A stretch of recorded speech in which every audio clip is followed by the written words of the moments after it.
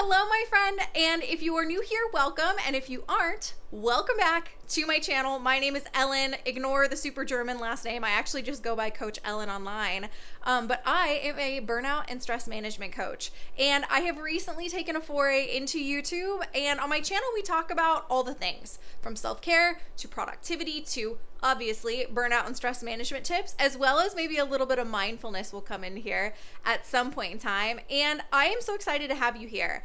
I am obviously kind of new to the YouTube game, but I'm really enjoying it so far.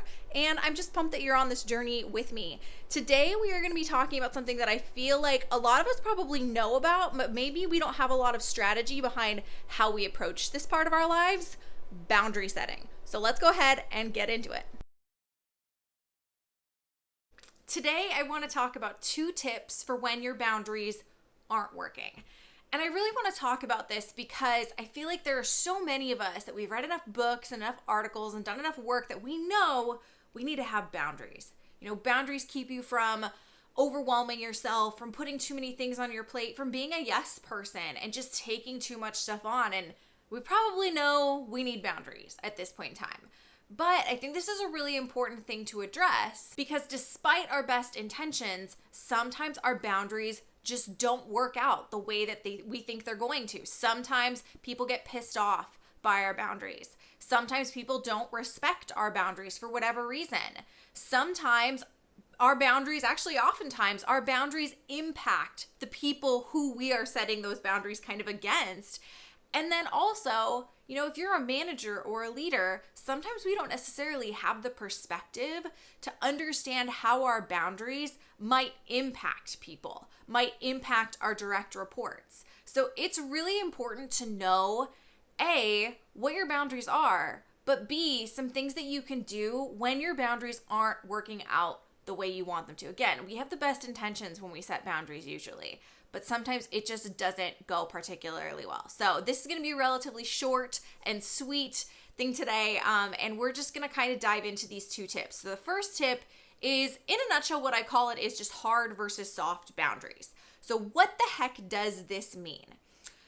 How I'm going to kind of start painting this picture is by describing some of the different ways people go about setting boundaries, or the different categories people might fall into when it comes to boundary setting.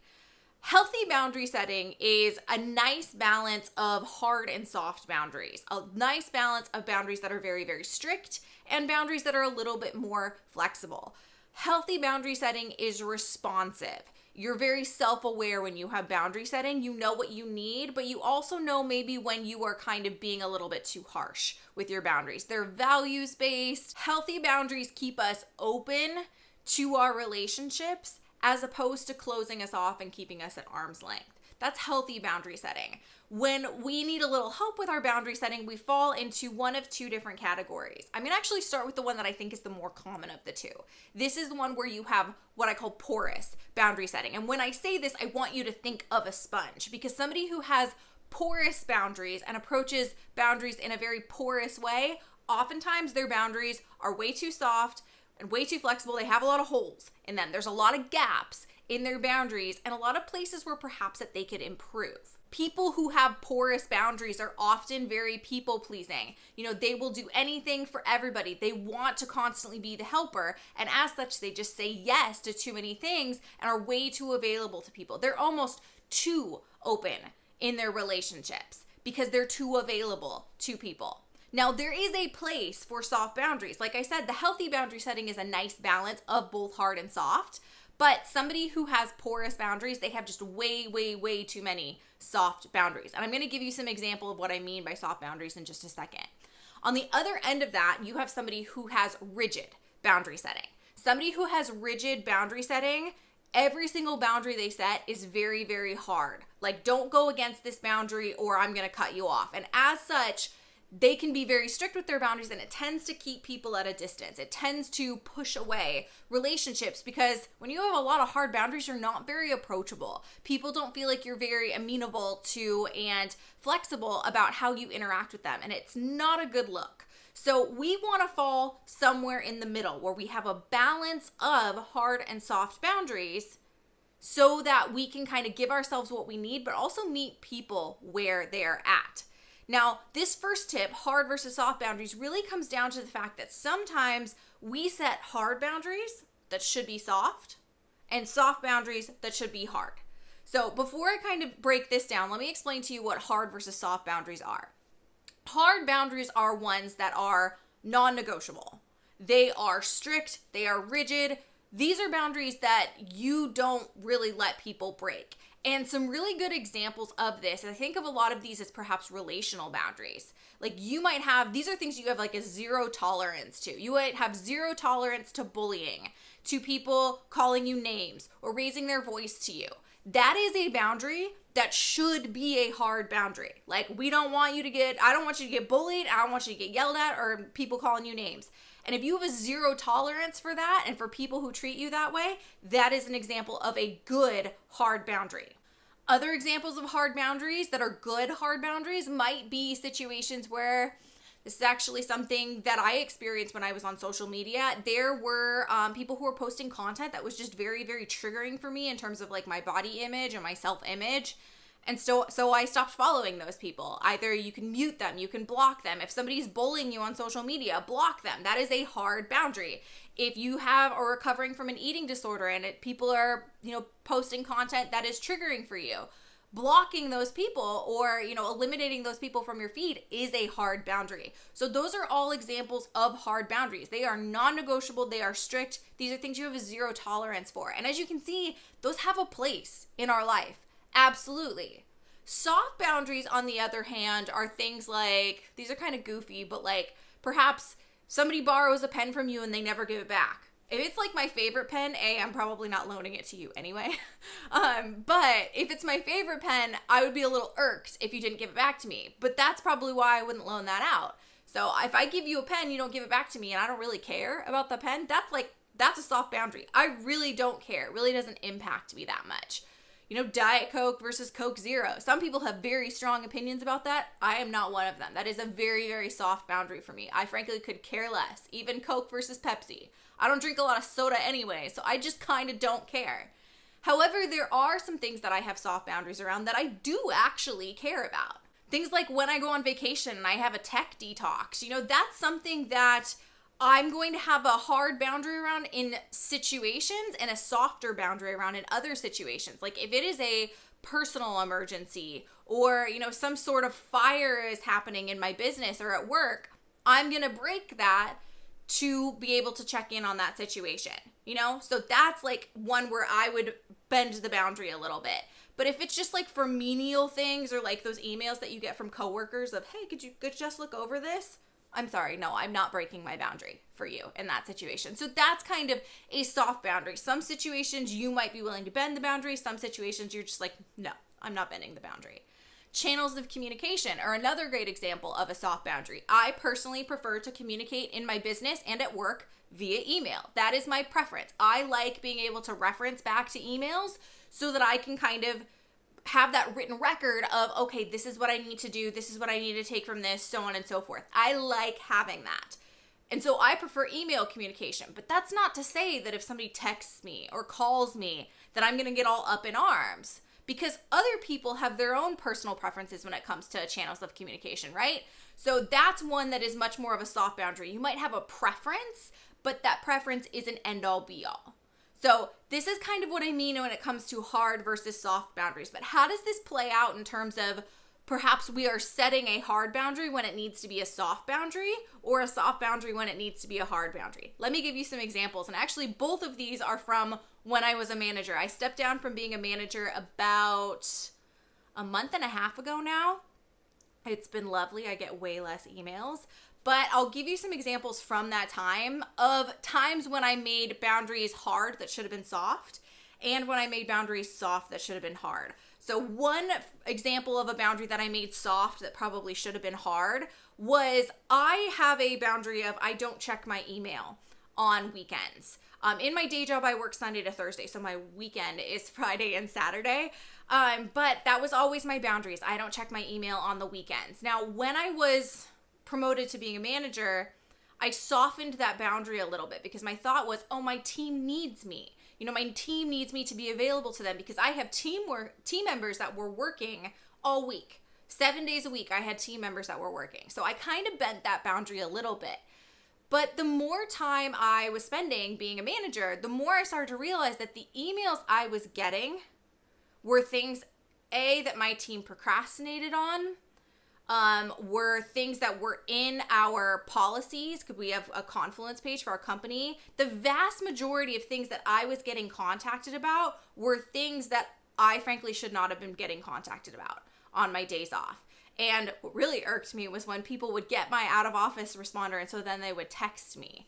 And that was a boundary violation for me for sure. But as soon as I started to realize that the vast majority of the time, I think in the almost 2 years that I was a manager, I only had perhaps 3 people reach out with like a legitimate emergency and concern on my days off. The rest of the time, it was them procrastinating or them just asking me to look up something for them that they could have looked up on their own. So over time, I realized that this was a soft boundary and it needed to be a hard boundary, because that time off, that time that I'm away from my day job, is super important for me to be able to rejuvenate myself, and also super important for my business. When I'm not working on my day job, I'm usually working on my business. You know, even during my normal like day job days, Sunday to Thursday, I'm usually working on my business when I'm not working on my day job. That time has a lot of value to me. So I realized I needed to harden that boundary and be a little bit stricter with my team. So that's an example of one that was perhaps a little bit too soft that needed to be harder. But let's also look at the flip side of that, of one that I maybe started off saying was a hard boundary and I ended up needing to soften it. And this actually harkens back to this channels of communication thing that I mentioned. Like I said before, I prefer email as a channel of communication. And at first, as a manager, I got really, really irritated and frustrated by the fact that even though I communicated to my team, hey, I prefer email communication, please email me, I was still getting tons and tons and tons of Slack messages. Fortunately, not a ton of text, but tons of Slack messages. And I always used to joke that I'm a slacker. I am terrible about checking Slack. And now that I'm not a manager anymore, I'm terrible about checking Slack. I actually don't think I've been on Slack in a month and a half, which is bad. Oh gosh, I need to change that. But anyways, back to what I was saying. In this situation, I kind of treated my channels of communication and my preferences there as the standard. And that was the standard I wanted my team to meet. But over time, I began to realize this doesn't work. You know, my company uses Slack and we use email, and actually we use Teams a little bit as well. I know we need to streamline that a little bit. But my company uses all of these things, and who am I to say, oh no, only contact me in this way? My team members have their own personal preferences when it comes to channels of communication. So trying to make channels of communication some sort of hard boundary that they had to abide, all it was doing was frustrating me, and it was frustrating my team members because I wasn't getting back to them in a timely fashion, you know? So that was a time where I had to realize, okay, I need to soften this boundary. I need to just change my processes, because now I'm a manager. I need to change my processes to meet my team where they're at and to allow them to communicate with me based on their preferences. I still communicated to my team, hey, if it's an emergency, if you really need to get a hold of me ASAP, email me. That was still a part of my communication because that is still my preference. But I had to adjust the other platforms that I checked so I was able to meet my team where they're at. So that's kind of what I mean by this first tip. Are you trying to make a hard boundary a soft boundary? Like, are you trying to make something that should be a harder boundary softer and more flexible than it should be? Or probably more likely, are you trying to make something that should be a soft boundary a little bit too hard? And this is going to be something that you're just going to have to feel out by whether or not you feel like the boundary's working and what ultimately isn't working about the boundary. In my situation, what wasn't working about the boundary is that I was getting frustrated and my team members were like, hey, why haven't you responded to my message? So they were getting a little irritated too that I wasn't being responsive. So that told me your boundary's not working. And on the flip side of that, for the other example I gave, I realized that I was getting really, really frustrated because the things that my team was reaching out to me about after hours and on my weekend weren't actually emergencies. And that was what told me that I needed to change that boundary. So we can either harden our boundaries or soften our boundaries to meet ourselves where we're at and to give people what they need from our boundaries as well. So that's tip number one. Adjust the flexibility of your boundary so that it can more readily meet the needs of whatever isn't working. That's really what this tip is about. Tip number 2 is to negotiate your boundaries. And I will fully admit, when I first kind of had this thought, there was a part of me that went, no, don't negotiate your boundaries. Like, your boundaries are for you. They aren't for anybody else. But again, this kind of comes back to what we talked about before. Our boundaries impact people. And that's not always a bad thing. Like, in certain situations, we do need to set that boundary, like I talked about before. But in other situations, we might need to negotiate and figure out what the people who are being affected by our boundaries, what they need. Because sometimes we just don't have that perspective.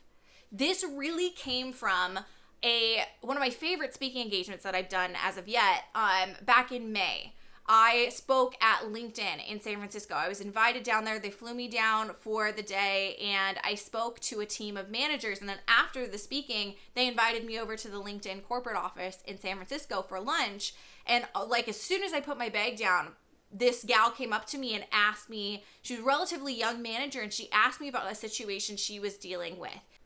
And that situation was something akin to, how do I make sure I give myself what I need, but I also give my direct reports what they need. She was struggling with the balance of, how do I give myself the space I need to get my work done, to recharge, while still being there for my direct reports. We talked a little bit more about what the situation was, but ultimately, the first thing I said to her was negotiate. Figure out what's not working by asking your team members or asking the people that the boundary impacts. Because sometimes our boundaries just aren't reasonable for the situation. You might be a manager that works on the East Coast, but half your team's on the West Coast. And your boundary might be, I don't check emails after 6 p.m. But that doesn't work for your team members that are on the West Coast because they're still working. That boundary would cause a problem for them, right? Similarly, you might say, I don't check my work phone over the weekend, but you might be managing a factory or a team at a factory that's working 24/7, similar to what I was in my day job. Not necessarily a factory, but people were working 7 days a week. They were working even if I wasn't working. So we had to put policies in place so that those people were supported even if their manager wasn't available. There are all sorts of situations in a workforce where the ideal boundary you might want to set and the actual situation don't align perfectly. So in that situation, we might have to negotiate a little bit or just kind of talk it out with the people that the boundary impacts to figure out how we can match what they need with what we need. So like for me, what I did with a lot of my team members is say something akin to, hey, I will be available from 10 a.m. to 6 p.m. Sunday to Thursday via Slack and via email all day. I will no longer be available after hours, but you can still text me. However, my expectation is that you check Slack and you check Confluence before you text me for the information that you need. Because what I was experiencing was a lot of people weren't doing that. They were just immediately reaching out to me and making me find the information that they could have found for themselves. And that's not something I wanted to promote. So I set this expectation with my team, and at the very end of that I said, does that work for you? I put that out there to my team as I was kind of setting this boundary, and I said, does this work for you?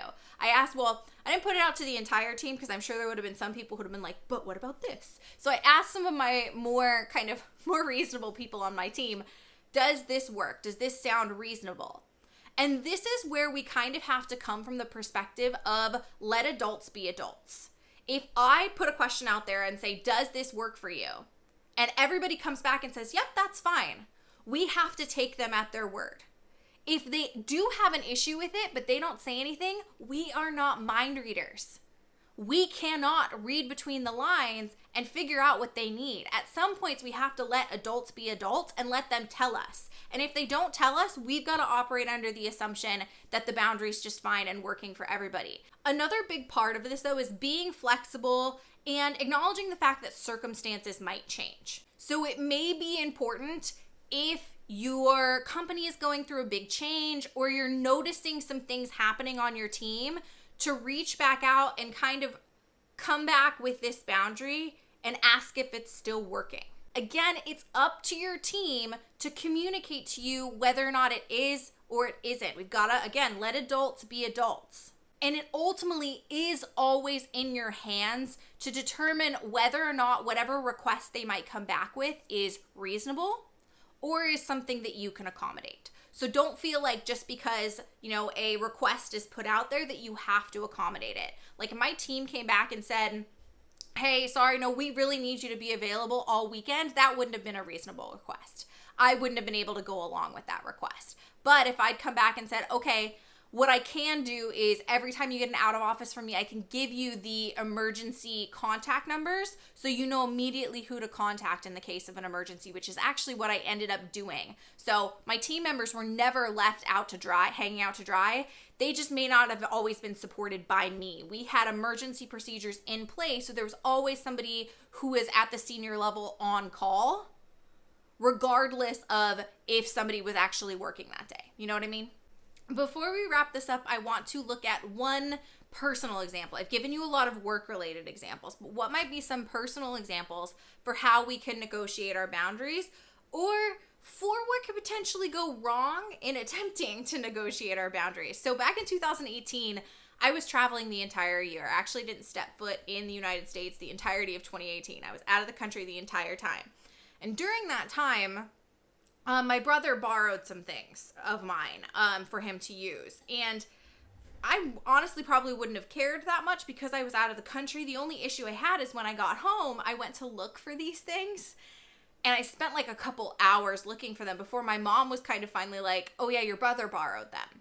So in that situation, it did feel like a little bit of a boundary violation for me because ultimately it was my stuff. And though I would have said yes in this situation, I just kind of wanted to know that those things had been borrowed, especially because it would have saved me all that time of looking for them when I got home. So when I reached out to my brother, I said, hey, Mom, let me know that you borrowed this. I have no problem with that. Next time, could you just let me know that you borrowed those things? That was kind of my ask. That was my boundary. And I phrased it as a question, kind of implying like, I want your feedback on this. Could you do this? Is this reasonable? And it feels pretty reasonable to me.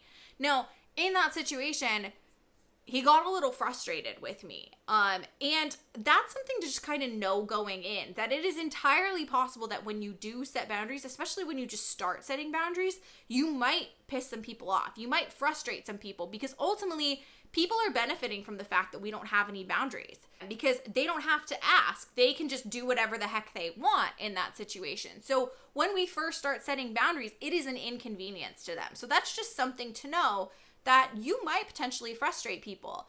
But I think it is still kind of important to leave the door open to the fact that kind of you're asking, is this a reasonable boundary? Like am I not making an unreasonable request here? And if they come back and say, hey, yeah, that doesn't really work for me, what about this? That's kind of what the negotiation might look like. Again, they have to come back and make that request because we are not mind readers and we cannot interpret and read between the lines of what they might need. They have to communicate it with us and tell us. But the idea of negotiating your boundaries is opening the door for that conversation to happen. Asking, does this work for you? Could you do this? Is this reasonable? And then having them coming back and saying whether or not it is. That's really what this is about, so that you can make sure you're getting people's buy-in on your boundaries for those boundaries that are going to really, really impact them. They might begrudgingly play along, but all we can ever do is put that out there. And then they might come back and say, no, that seems a little unreasonable. What about this? And then we go from there.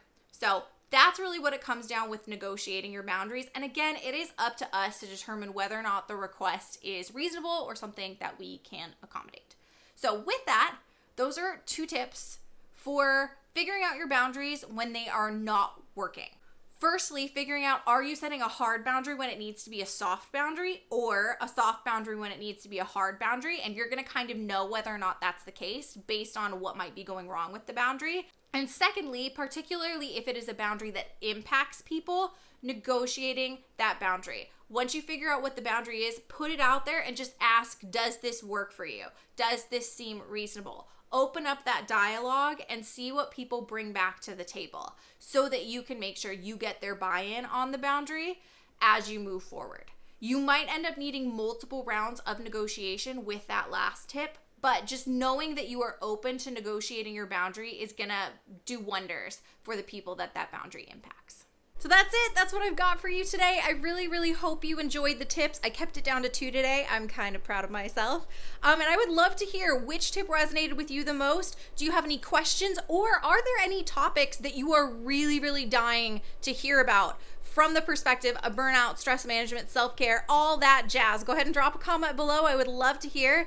And if you are enjoying what you are seeing on this channel, go ahead and hit that subscribe button and you can join the Coach Ellen gang. But other than that, thank you again so much for watching, and I hope you have a wonderful rest of your day. Bye, my friend.